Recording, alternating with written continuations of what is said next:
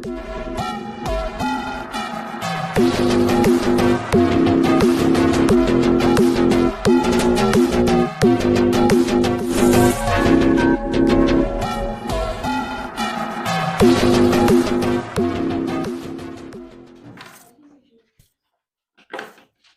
का टॉपिक क्या है?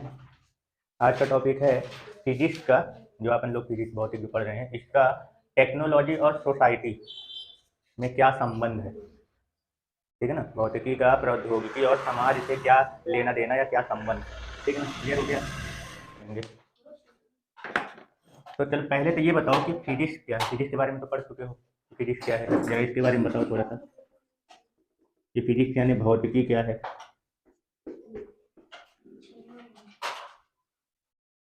पढ़ चुके हैं ना? हाँ बोलो। फिजिक्स का सिंपल सा मींस होता है नेचर, मतलब हमारे आसपास की का जो नेचर है उसकी चीजें वो सब फिजिक्स में आती है। नेचर फिजिक्स में आता है? आई मीन फिजिक्स का मतलब ही होता है नेचर। हाँ तो लेकिन अपन इसके जैसे ये फिजिक्स है, ये साइंस का ब्रांच है ना, विज्ञान की शाखा है, तो इस शाखा में क्या करते हैं बोलो। It is a branch of science that deals the study of nature and natural phenomena. मतलब कि फिजिक्स जो होता है, फिजिक्स का मतलब क्या होता है? नेचर, है ना, उस वर्ड से लिया गया है जिसका मतलब होता है नेचर। और नेचर का मतलब यहाँ पे ये है कि नेचर यानी कि प्रकृति से संबंधित जितनी भी घटनाएं घटित होती हैं, ठीक है ना, और प्रकृति के बारे में क्या करते हैं, इसमें स्टडी करते हैं। कहने का मतलब ये हो गया कि जो नेचर होता है, नेचर या फिर नेचुरल इवेंट, यानी कि प्रकृति और प्राकृतिक घटनाओं का जो नियम, लॉ, और जो आप इसका थ्योरी यानी कि सिद्धांत होता है, प्रकृति और प्राकृतिक घटनाओं के जो नियम और सिद्धांत होते हैं, इसके बारे में हम लोग क्या करते हैं, फिजिक्स में स्टडी करते हैं। क्लियर हो गया? ठीक है ना, अध्ययन करते हैं। अब बात ये आती है कि टेक्नोलॉजी क्या है। टेक्नोलॉजी शब्द से क्या समझ में आता है तुम लोगों को? जो टेक्नोलॉजी शब्द को सुन के जो भी चीज समझ में आता हो वो पहले बताओ कि तुमको इस वर्ड से क्या समझ में आता है। टेक्नोलॉजी से क्या समझ में आता है? टेक्नोलॉजी शब्द सुन के क्या चीज आता है? किसी चीज की इमेजिनेशन आती है?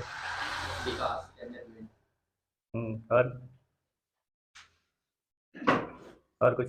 सर टेक्नोलॉजी है वो मतलब एक तरह से इंटरनेट से ऐसे कनेक्ट और मतलब टेक्नोलॉजी में इंटरनेट वगैरह जो होते हैं टेक्नोलॉजी के प्रकार के क्या है, एग्जाम्पल है बोल सकते हो आप, है ना।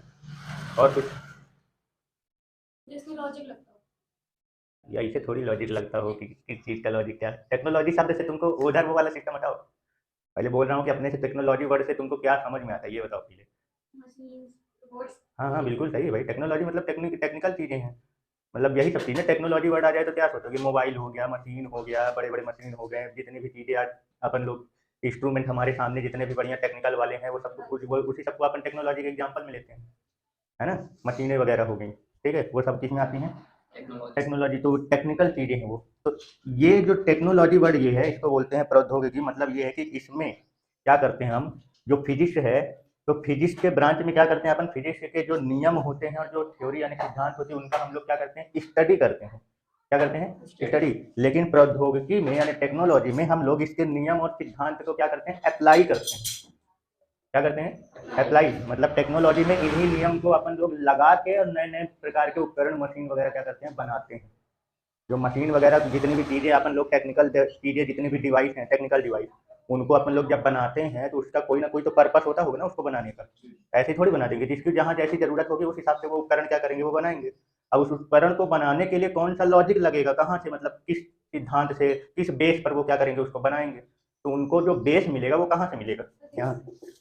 समझ गए? तो टेक्नोलॉजी में क्या किया जाता है, ये जो अपन लोग साइंस वगैरह में ये सब जो लॉ वगैरह पढ़ रहे हैं, इस लॉ को क्या किया जाता है, यहाँ पे अप्लाई किया जाता है। समझ गए? अप्लाई किया जाता है, या ये बोल सकते हो कि इसका प्रयोग करके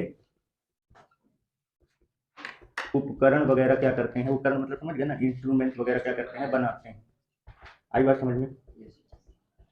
तो कुछ अंतर, बेसिक डिफरेंस समझ में आया फिजिक्स और टेक्नोलॉजी में?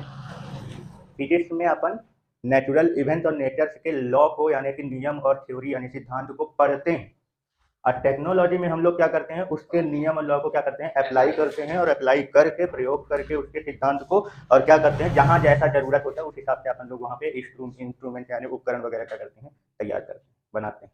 आई बात समझ में? क्लियर हो गया? ठीक है ना। इसीलिए जो टेक्नोलॉजी होता है इसको अप्लाइड फिजिक्स कहते हैं। क्या कहते हैं? टेक्नोलॉजी को अप्लाइड फिजिक्स कहते हैं। समझ में आया? अनुप्रयुक्त भौतिकी क्यों कहते हैं टेक्नोलॉजी को?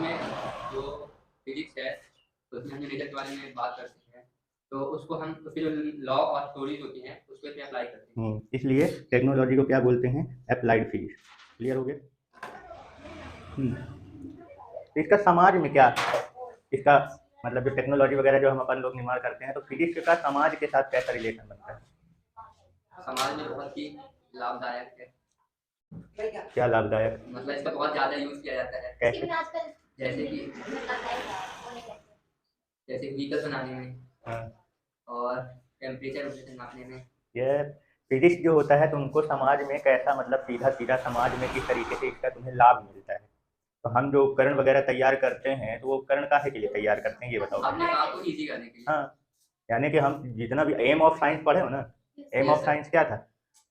एम ऑफ साइंस मतलब वही कि समाज का कल्याण हो और बस डेवलपमेंट हो। वही तो करना है। तो अपन लोगों से तो होता नहीं है समाज का कल्याण। बाकी जो वैज्ञानिक लोग होते हैं, जो उनका जो काम होता है वो समाज का कल्याण करना ही होता है। कल्याण कैसे करेंगे? निपटा देंगे सबको।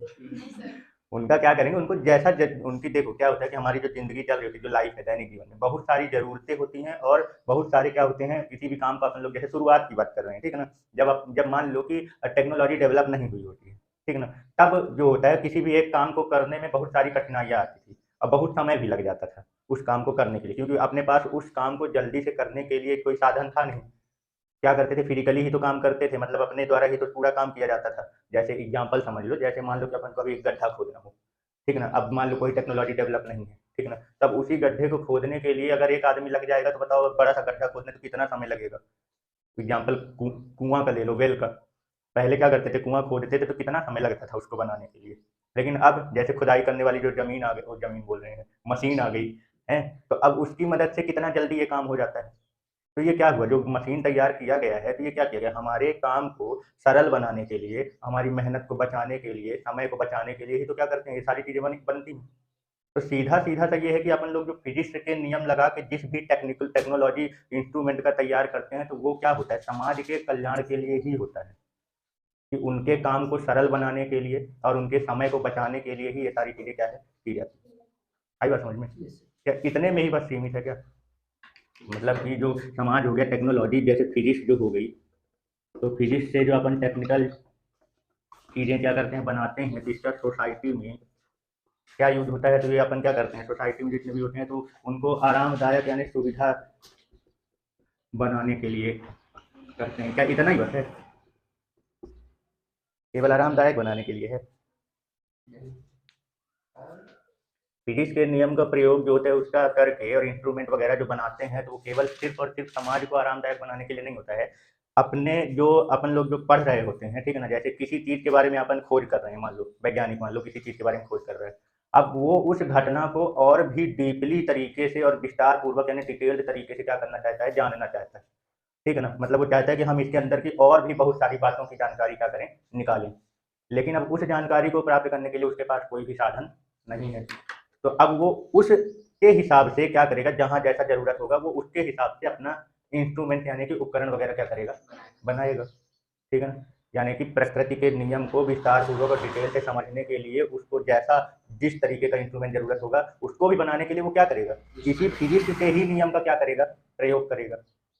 क्लियर हो गया? एग्जाम्पल के तौर पे जैसे मान लो कि आकाशीय अध्ययन मान लो करना है अपने को, इसको एस्ट्रोलॉजी वगैरह, एस्ट्रोनॉमी वगैरह बोलते हो आप लोग, है ना। यानी कि आकाशीय पिंड, यानी जैसे एक ग्रह दूसरे ग्रह का अपन को स्टडी करना है, ठीक है। अब जैसे मान लो टेलीस्कोप हो गया, टेलीस्कोप क्या वो दूरदर्शी, ये जो बनाया गया है, दूरदर्शी क्यों बनाया गया है, दूर की वस्तुओं को हम लोग ऐसे नॉर्मल आंख से क्या है देख नहीं सकते, एकदम क्लियर नहीं देख सकते, लेकिन अब मुझे उसके बारे में स्टडी करना है, लेकिन हम वहां तक पहुंच नहीं सकते हैं, ठीक है ना। तो अब उसको स्टडी करने के लिए अब किस चीज़ की जरूरत अपन को समझ में आ रही है, कि कोई ऐसा उपकरण बनाए जिसको हम यहाँ से क्या कर सके, उतनी दूर वस्तु को क्या कर सके, देख सके और उसका स्टडी कर सकें।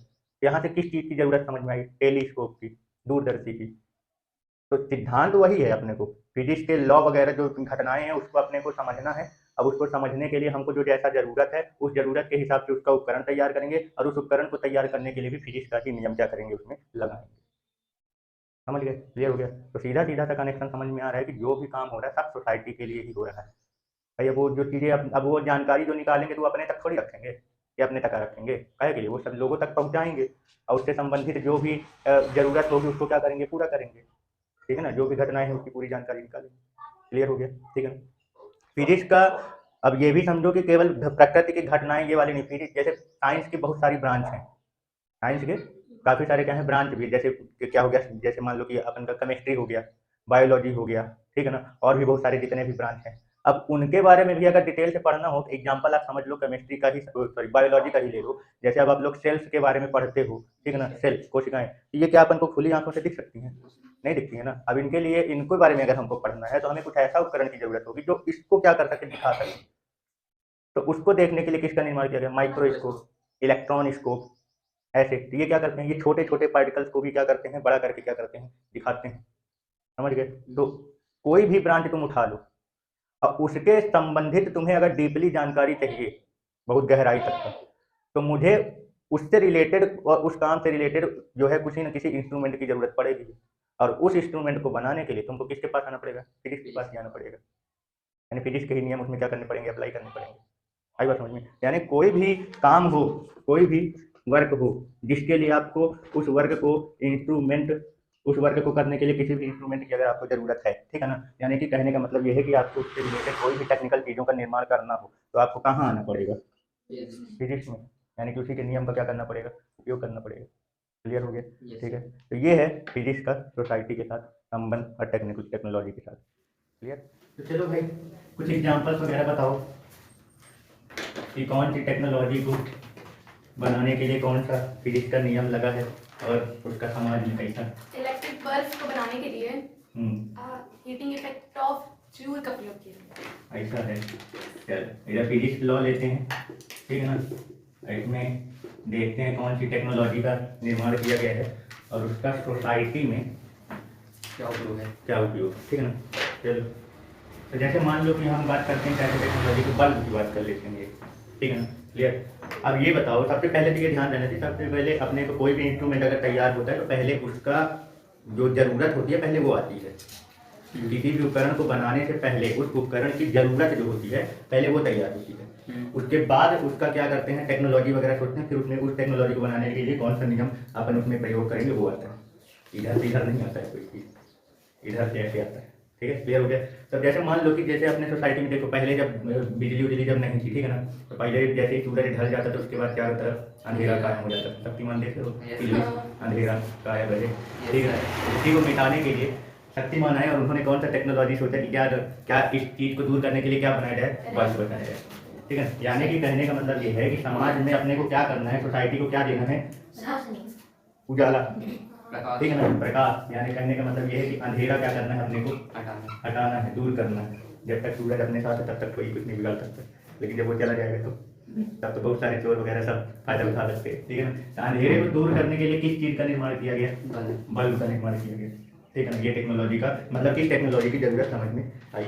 अब इस टेक्नोलॉजी को बनाने के लिए फिजिक्स का कौन सा नियम, अब इसको बनाना है तो हमको कहाँ जाना पड़ेगा, फिजिक्स के पास ही जाना पड़ेगा।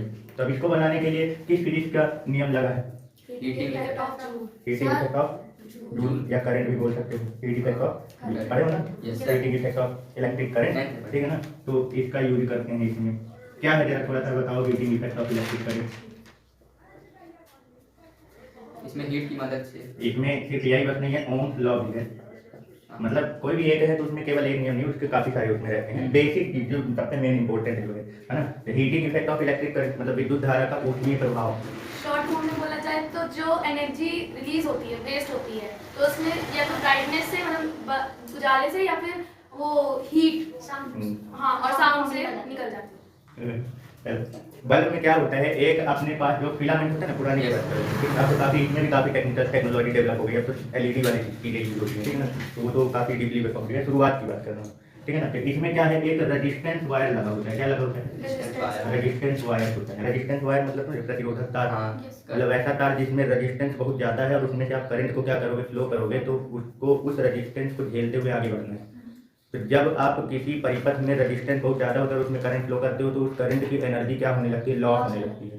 तो वो हीट के फॉर्म में क्या होती है, लॉस होती है। और जब हीट के फॉर्म में एनर्जी बहुत ज़्यादा मात्रा में लॉस होती है तो वो किस में कन्वर्ट हो जाती है, लाइट के फॉर्म में दिखने लगती है अपनी। ठीक है ना। इस तरीके से क्या होता है, अपने को बल्ब का पूरा स्ट्रक्चर मिल जाता है, समझ गए। तो यहाँ पे जो अपन लॉ लगा रहे हैं तो वो कहाँ आ रहा है, मतलब इसका जो जरूरत पूरी हो रही है वो कहाँ से हो रही है, फिजिक्स के नियम से तो हो रहा है, ये फिजिक्स का नियम है। ओम्स लॉ तो क्लियर ही होगा, heating effect of electric current at equal to I square RT, ये देखे होगे, है ना। जितना ज़्यादा करंट आप फ्लो करोगे उतना ज़्यादा हीट क्या होगा, रिलीज होगा। और जितनी ज़्यादा हीट रिलीज होगी तो एक समय ऐसा आएगा कि वो जब हीट बहुत ज़्यादा रिलीज हो जाती है तो वो अपने को लाइट के फॉर्म में दिखने लगता है। इस तरीके से लाइट वो हो गया। ओम्स लॉ क्या है, V इक्वल टू IR, ये है।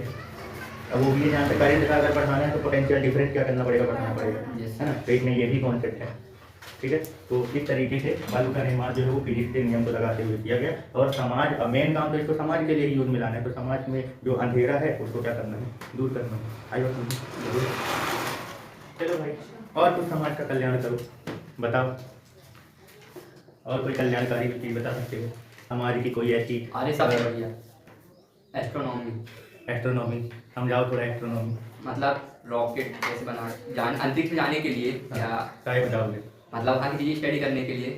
अच्छा, मतलब कहने का मतलब ये है कि आकाशीय पिंड वगैरह जो हो गए या आकाश से अंतरिक्ष से संबंधित अगर अपने को घटनाओं को क्या करना है, देखना समझना है, तो वहाँ तक जाने होने के लिए या वहाँ की चीज़ों को देखने के लिए कोई इंस्ट्रूमेंट वगैरह अपने पास क्या है, होना चाहिए, है ना। मतलब तुमको अंतरिक्ष में यात्रा करना है, चलो ठीक है, कर लेते हैं। रॉकेट से अंतरिक्ष की यात्रा करना है, तुमको एस्ट्रोनॉमी बनना है।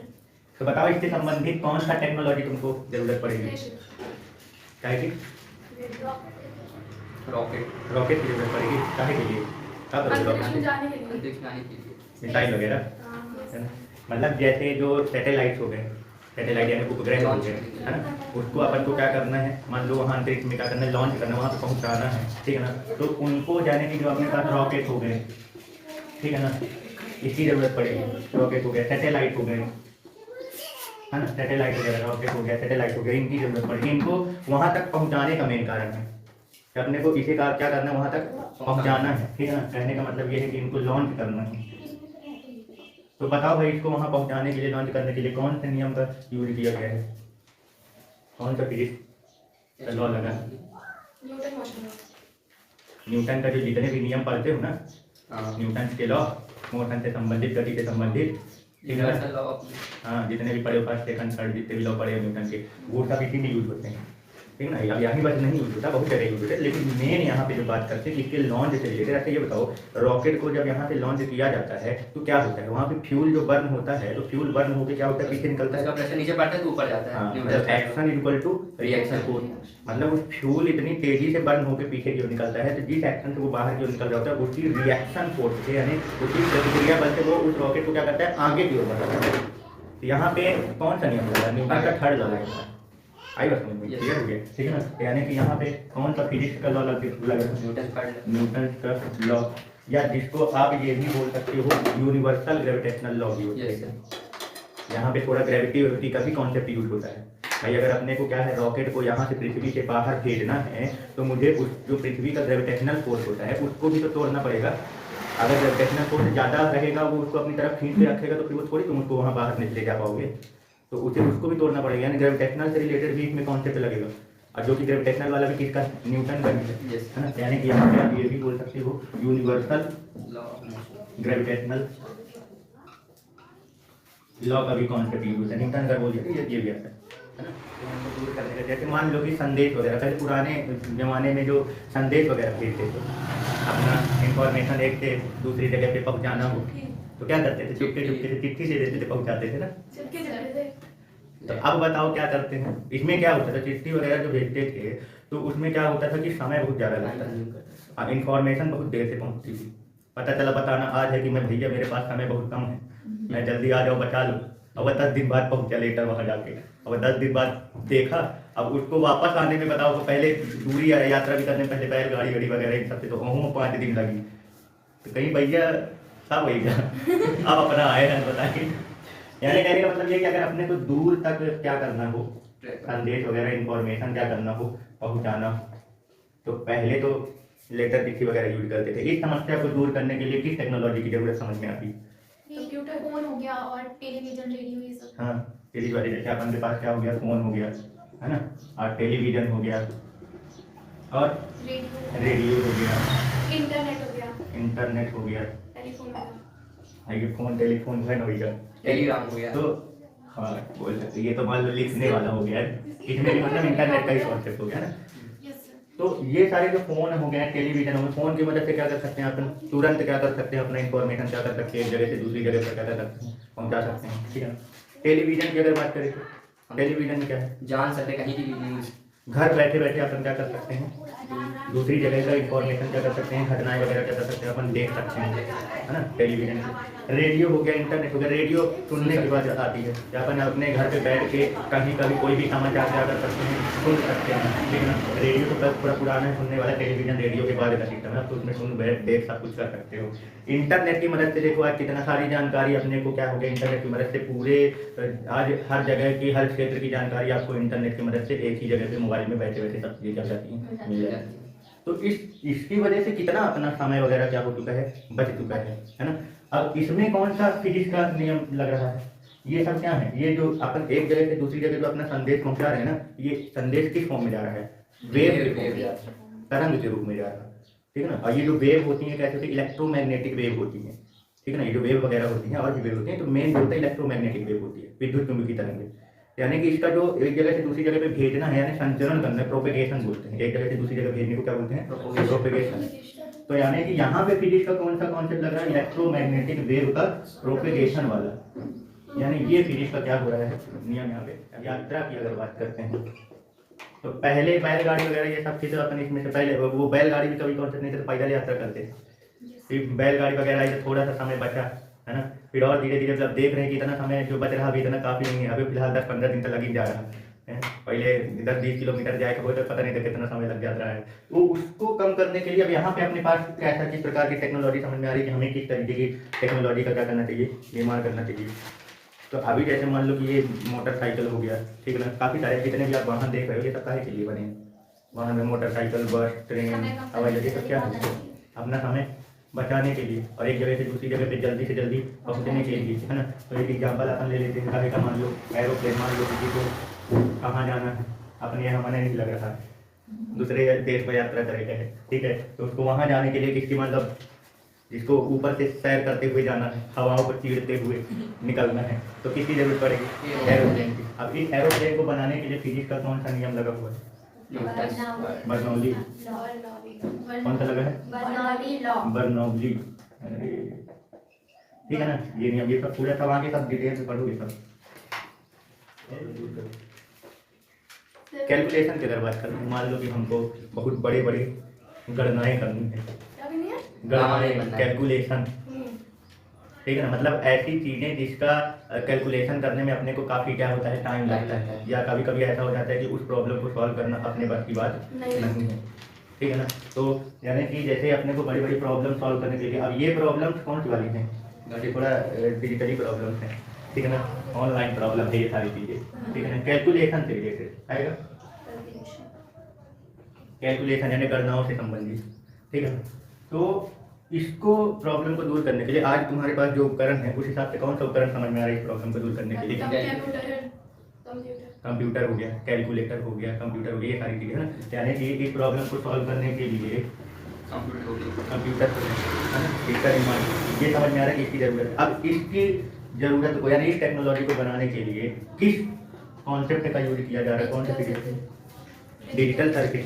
अब वो डिजिटल सर्किट है क्या, डिजिटल वर्ड समझ रहे हो किसके लिए है, डिजिटल में नंबर की सिग्नल आती हैं, इलेक्ट्रिक सर्किट की न्यूमेरिकल की लॉजिक, मतलब जो इलेक्ट्रिक सर्किट होता है ना, इलेक्ट्रिक सर्किट उसमें जो इलेक्ट्रिक वाली सिग्नल आती है ना, अल्टरनेट करंट आती है, यस सर, जो तार होता है जो आती है इसमें एसी करंट आ रही है, एसी आती है, अल्टरनेट करंट, प्रत्यावर्ती धारा। लेकिन जो कंप्यूटर वगैरह चलते हैं ना वो किस पे चलते हैं, डिजिटली चलते हैं, डिजिटल। उसमें कौन सा होता है, मतलब डिजिटल वाले डिजिटल वाला, एनालॉग डिजिटल, एसी होता है वो एनालॉग वाला होता है, एनालॉग इस तरीके का होता है, मतलब कि जो एनालॉग सिग्नल होता है वो ऐसे होता है, और जो डिजिटल सिग्नल होता है वो केवल नंबर पर डिपेंड करता है, ऐसे करके, ऐसे इस तरीके से 0 1 0 1 0, बाइनरी नंबर कौन से होते हैं, बाइनरी नंबर। तो ये जो सिग्नल होता है बाइनरी सिग्नल बोलते हैं इसको, तो ये एक प्रकार का डिजिटल सर्किट है ये। तो अपने को सिग्नल जो है वो इलेक्ट्रॉनिक सर्किट में ही भेजना है, बट कौन सा, न्यूमेरिकल वाला सिग्नल भेजना है, कौन सा भेजना है, न्यूमेरिकल। यानी कि इसमें इसको बनाने में क्या यूज हो रहा है कि इलेक्ट्रॉनिक सर्किट में जो इलेक्ट्रॉनिक सर्किट है अपना, इसमें क्या करना है अपने को, न्यूमेरिकल लॉजिक अप्लाई करना है। ये कॉन्सेप्ट, ये फिजिक्स का इसके नियम लगा। कहने का मतलब ये है कि डिजिटल सिग्नल को क्या करना है अपने को वहाँ पे अप्लाई करना है। ठीक है, क्लियर। तो ये डिजिटल सिग्नल पे पूरा काम करता है कंप्यूटर। सिर्फ कंप्यूटर बस नहीं, मोबाइल वगैरह जितने भी आप चीज़ें देख रहे हो ना, छोटी छोटी जितने भी इंस्ट्रूमेंट ये हैं, पहले के ज़माने में कंप्यूटर वगैरह क्या थे, बहुत बड़े बड़े बनते थे। ठीक है ना, क्योंकि उनके पास डिजिटल वाला कॉन्सेप्ट नहीं था। लेकिन जैसे जैसे डिजिटल वाला कॉन्सेप्ट आने लग गया, स्टोरेज क्षमता वगैरह सब थोड़ा सा डेवलप होने लग गई, तो उसके हिसाब से इंस्ट्रूमेंट क्या होते गए, छोटे होते गए। और आज इतने छोटे हैं कि अपने हाथ में भी नहीं आते हैं, ऐसे भी बन गए हैं। ठीक है, क्लियर। चलो भाई, समाज की और कुछ प्रॉब्लम दूर करते हैं। अरे देखे होंगे बहुत सारे ऐसे मतलब देश हैं जो जिनका जो मतलब उन दोनों देशों के बीच में क्या है, समुद्र है। और अपन को मान लो, जैसे अब हमको तो मान लो नहीं करना है, बाकी जैसे बड़े बड़े जो व्यापारी होते हैं उनको मान लो एक देश से दूसरे देश में क्या करना है, अपने प्रोडक्ट वगैरह का क्या करना है, व्यापार करना है। तो उन्हें उस प्रोडक्ट को पहुंचाने के लिए मान लो कि जल के जो रास्ता है, जल मार्ग है जो बीच में समुद्र पड़ रहे हैं, उसके द्वारा वहाँ से क्या करना है अपने को भेजना है। या किसी को मान लो ऐसा है कि समुद्रों का सैर करने का काफ़ी ज़्यादा इच्छा हो रही है, ट्रेवल करने की, तो इन सब को क्या करना है अपने को, मान लो कि समुद्री रास्ते से अगर अपने को क्या करना है, तय करना है ना। एक्चुअली में ये एक ऐसा व्यापार कर से संबंधित ये चीज़ों का काफ़ी ज़्यादा यूज होता है, क्योंकि इसमें कॉस्ट बहुत कम आता है। अपने सामान को ट्रांसपोर्ट करने में, एक जगह से दूसरी जगह एक्सपोर्ट इंपोर्ट करने में समुद्री रास्तों के द्वारा अगर करते हैं तो इसमें थोड़ा इनको लागत जो है काफ़ी कम लगती है। अब यही कि हवाई जहाज ऊपर से अगर वो करें तो इसमें न जाने कितना फ्यूल लगता है और उसका कॉस्ट बहुत ज़्यादा आ जाएगा। और जानते हो कि जो समाज में हमारे पास जो सामान वामान पहुँचते हैं एक जगह से दूसरी जगह, तो वहाँ पे सबसे ज़्यादा जो कॉस्ट जो उसमें लगती है, तो उसमें सारे ट्रांसपोर्ट वगैरह का कॉस्ट वगैरह सब उसमें ऐड रहता है। तो एक देश से दूसरे देश पे जो सामान पहुँचते हैं तो उनका जो कॉस्ट होता है वो पूरा किस पर डिपेंड करता है, ट्रांसपोर्ट होते हैं। तो अगर वो बहुत ज़्यादा आएगा तो वो सामान दूसरी जगह पे बहुत महंगा क्या होगा, बिकेगा। तो उसको कम करने के लिए ऐसा रास्ता अपनाते हैं जहाँ से ट्रांसपोर्ट का जो कॉस्ट है वो क्या हो, कम से कम लगे।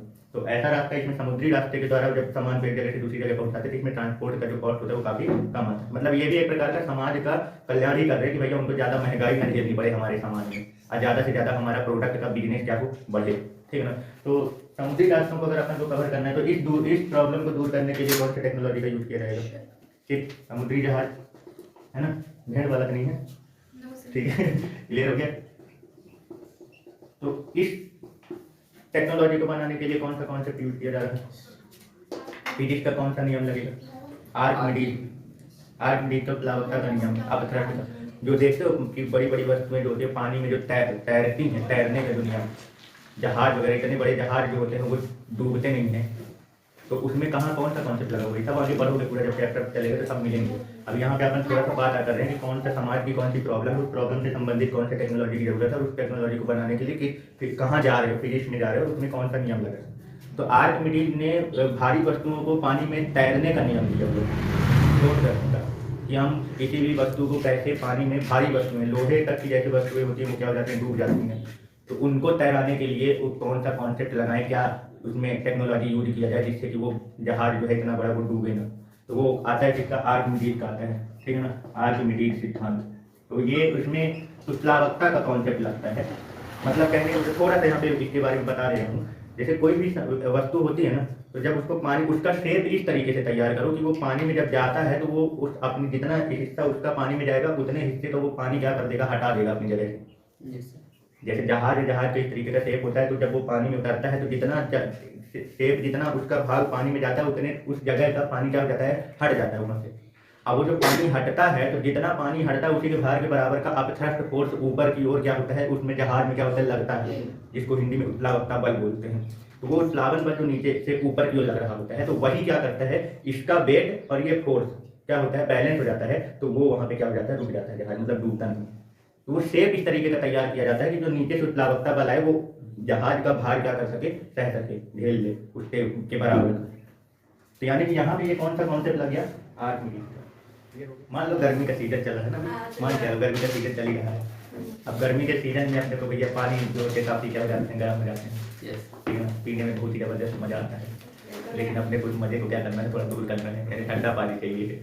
तो अब तो जैसे जैसे टेक्नोलॉजी बढ़ता जा रहा है तो पुरानी सभ्यता तुम लोग क्या करते जा रहे हो, भूलते जा रहे, जैसे मटका उटका हो मटका, तो उसको तो तुम लोग हटा ही दिए हो, जबकि मटके का पानी काफ़ी फायदेमंद है ना। तो करो, उसमें भी टेक्नोलॉजी लगा होगा, फिजिक्स का ही नियम लगता है उसमें, ये मटका वगैरह होता है ना, तो उसमें मटके में जब पानी डालते हो पूरा मिट्टी का बना रहता है, तो वो मिट्टी से पानी क्या होता है बाहर जो सोखता है, बाहर जो जाता है। अब बाहर की जो हवा है, जो जैसे मान लो गर्मी में तो गर्म रहती है, तो वो पानी क्या हो जाती है, इवेपोराइज होती है, वाष्पीकृत होता है। उसकी सतह से, मटके की सतह से पानी क्या होती है, भाप बन के बाहर जाती है। तो वो जो भाप बन के पानी बाहर पानी जो वेपोराइज हो रहा है ना, वो गर्मी लेके बाहर निकलता है। Yes sir. अंदर के जो पानी की जो गर्मी होती है, गर्माहट होती है, यानी हीट जो होती है, उसको बाहर लेके वो क्या करता है, निकलता है। इससे क्या हो जाता है, पानी अपना क्या हो जाता है, ठंडा हो जाता है। जब किसी भी ऑब्जेक्ट से उससे हीट क्या कर लोगे, निकाल लोगे ना, तो हीट निकल जाता है, तो वो क्या हो जाता है, उसका टेम्परेचर कम हो जाता है, तो वो क्या हो जाता है, ठंडा हो जाता है। जैसे अपने को गर्मी में जैसे पसीनों सीनों सब चलता है ना, अब जैसे पंखा चालू कर देते हो तो मस्त ठंडा लगता है। तो पंखा जो चालू किए हो तो वो ठंडा पंखे की हवा की वजह से नहीं लग रहा है, वो जो तुम्हारा पसीना निकला हुआ है ना, तो वो पसीने में क्या रहती है, गर्मी रहती है, गर्माहट रहती है। अब जब जैसे ही पंखा चलाते हो तो वो पसीना तुम्हारा क्या होता है, इवेपोराइज हो जाता है, बाष्प बन के क्या होता है, उड़ जाता है। वो बाष्प बन के जब उड़ता है तो तुम्हारे सरफेस से, बॉडी की सतह से गर्मी लेके बाहर निकलता है। और जब वो तुम्हारी गर्मी यानी हीट बाहर निकालेगा तो तुम्हारे शरीर का टेम्परेचर क्या हो जाएगा, कम हो जाएगा। तो वो टेम्परेचर जैसे ही कम होगा तो वो क्या हो जाएगा, बॉडी ठंडी हो जाएगी। समझ गए, क्लियर हुआ, कोई डाउट? ठीक है ना। तो मतलब सब चीज़ों का कॉन्सेप्ट कहाँ पे आया है, यहीं पे आया है, फिजिक्स में ही आया है। ठीक है ना। तो चलो, जैसे मतलब अपने को ठंडा पानी वगैरह क्या करना है, मतलब कि गर्म चीज़ को क्या करना है, ठंडा करना हो, गर्म वस्तुओं को क्या करना हो, ठंडा करना हो। फूड वगैरह, पानी वगैरह को जो गर्म चीज़ होती है उनको ठंडा करने के लिए कौन सा टेक्नोलॉजी की जरूरत पड़ेगी? रेफ्रिजरेटर, यानी कि फ्रिज, है ना। ठीक है ना। अब मान लो अपने को वातावरण क्या करना हो, अपना कमरा ठंडा करना हो, रूम हीटर, अगर आदमी एसी हो गया, एयर कंडीशनर हो गया, कूलर हो गया, है ना, और पंखा, है ना, ये सब चीज़ें होती हैं। ये सब जो बन रही हैं, इनके पीछे का कॉन्सेप्ट क्या है, ये टेक्नोलॉजी को बनाने के लिए इनके पीछे क्या है, हीट से रिलेटेड कॉन्सेप्ट लगा है। क्या लग रहा है, हीट, पूरा हीट का यहाँ पे खेल है, हीट का ट्रांसफॉर्मेशन, हीट को एक जगह से दूसरी जगह पे भेजना, हीट का ट्रांसफॉर्मेशन का कॉन्सेप्ट है। और ये जो हीट से रिलेटेड जितनी भी चीज़ें अपन लोग पढ़ते हैं वो थर्मोडायनेमिक्स कहलाता है। फिजिक्स का कौन से नियम में जाओगे आप, कहाँ जाओगे, थर्मोडायनेमिक्स में। ठीक है ना। तो फिजिक्स के जो थर्मोडायनेमिक्स का कॉन्सेप्ट है, इसके यूज होते हैं इसमें, समझ गए। ठीक है ना। थर्मोडायनेमिक्स, थर्मोमीटर, ऊष्मागतिकी, हिंदी में क्या बोलते हैं, ऊष्मागतिकी सिद्धांत। चलो भाई, कोई दिक्कत, हमारे का नेक्स्ट प्रॉब्लम बताओ। समाज में बहुत सारी कोई ऐसी प्रॉब्लम बताओ जिसका टेक्नोलॉजी वगैरह समझ रहे हो। ये जनरेटर हो गया और प्रॉब्लम पहले बताना है, तो पहले सॉल्यूशन बताने लग गए। बिजली दूर दूर तक पहुंचाना। हाँ, बिजली वगैरह जो होती है, मान लो उसको बिजली से संबंधित मान लो करना है अपने को। जैसे एक जगह से दूसरी जगह, जैसे मान लो बिजली वगैरह निर्माण की, ठीक है ना।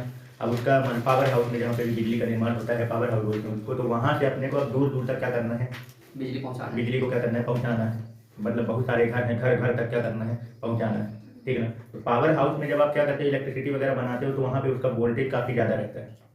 ठीक है ना। अब उसको घर घर तक पहुँचाना है, उतने ही वोल्टेज का घर में पहुँचा दोगे तो जितने भी सामान है ना, सब एकदम दिवाली बन जाएगी, पहाड़ सब फूट फट जाएंगे। यहाँ पे प्रॉब्लम आती है वोल्टेज को घटाने बढ़ाने की, है ना, और करंट को एक जगह से लंबी दूरी तक भेजने के लिए हो गया। तो इन सब को प्रॉब्लम को, जैसे जो करंट हो गया, इसको लंबी दूरी तक पहुंचाना हो या उसके वोल्टेज को घटाना बढ़ाना हो, इन सब की प्रॉब्लम्स को दूर करने के लिए क्या बनाएंगे, ट्रांसफार्मर। क्या बनाएंगे, ट्रांसफार्मर। ठीक है, क्लियर हो गया। तो ये हो गया। और कोई, जैसे शादी होती है, देखते हो शादी होती है तो देखते हो कि वहाँ पे जो बिजली वगैरह जनरेटर यूज करते हैं, है ना, जनरेटर। तो वो जनरेटर में क्या हो कॉन्सेप्ट है, जनरेटर, हाँ, जनरेटर करता क्या है, इलेक्ट्रिसिटी बनाता है। क्या करता है, इलेक्ट्रिसिटी। हाँ, लेकिन कौन से कॉन्सेप्ट का यूज हो रहा है वहाँ पे, जनरेटर में क्या करते हैं, उसमें देखो कि जनरेटर में कि पीछे एक पहिया टाइप का चक्की लगी रहती है, वो घूमता है। अब जब तक वो घूमता रहेगा तब तक लाइट चलेगी, अब बंद हो जाएगा तो लाइट बंद चलेगी। तो वो जो घूम रहा है तो वहाँ पे कौन सी एनर्जी, काइनेटिक एनर्जी, गति जुड़ जाए। और जो आपको मिल रहा है वो कौन सा, इलेक्ट्रिकल एनर्जी। यानी कि अपने को काइनेटिक एनर्जी को किस में कन्वर्ट करना है, इलेक्ट्रिकल एनर्जी में, यानी गति ऊर्जा को विद्युत ऊर्जा में बदलना। पंखा वंखा जो है इसमें क्या है, पंखा हो गया, कूलर हो गया, इसमें कौन सा कॉन्सेप्ट लग रहा है, कौन सी एनर्जी जा रही है, इलेक्ट्रिकल एनर्जी उसमें जा रही है। अब फिर वो क्या हो रहा है, घूम रहा है, यानी कि मैकेनिकल एनर्जी, समझ गए, या काइनेटिक एनर्जी। तो इलेक्ट्रिकल एनर्जी को अपन को क्या करना है, मैकेनिकल एनर्जी या काइनेटिक एनर्जी में कन्वर्ट करना।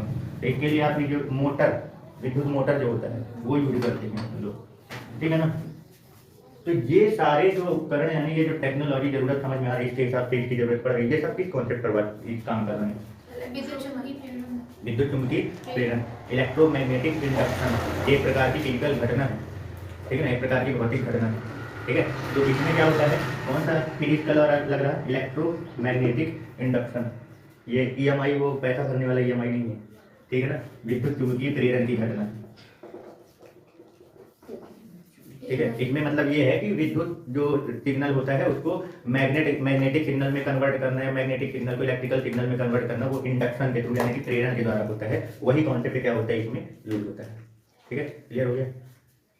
तो भैया इस तरीके से अगर देखा जाए तो समाज के बहुत सारे प्रॉब्लम्स हैं और उन प्रॉब्लम्स के काफ़ी सारे सॉल्यूशन जो हैं वो टेक्नोलॉजी की मदद से आप सॉल्व कर चुके हो, और उनका निर्माण देखोगे तो जहाँ भी जाओगे कोई भी प्रॉब्लम हो उससे रिलेटेड जो भी टेक्नोलॉजी का निर्माण करते हो तो उसके लिए आपको कहाँ जाना पड़ता है, बार बार फिजिक्स के पास ही जाना पड़ता है, ठीक है।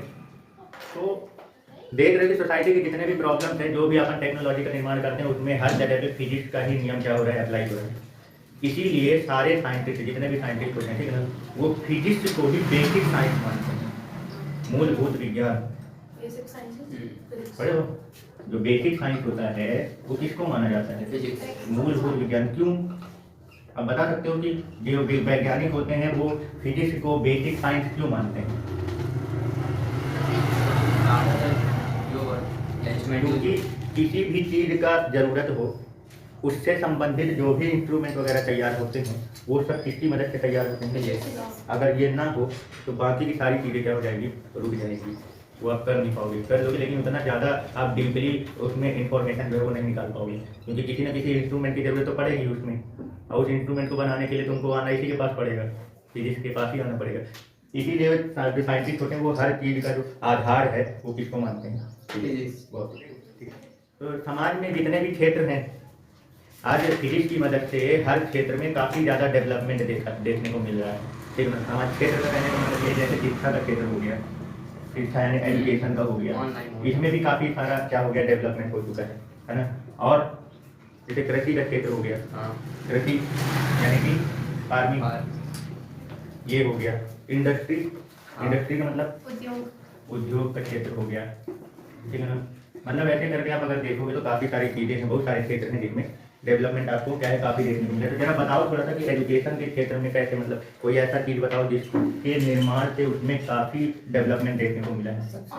कोरोना टाइम पे ऑनलाइन क्लासेस, कोरोना के टाइम में ऑनलाइन क्लासेस डेवलप हुआ है। नहीं सर, से पहले ज्यादातर तो उसी टाइम पे हुआ है। कहने का मतलब ये मैं पूछ रहा हूँ कौन सी ऐसी चीज़ है जिसके बनने से इस क्षेत्र में काफ़ी ज़्यादा क्रांति आई हुई है।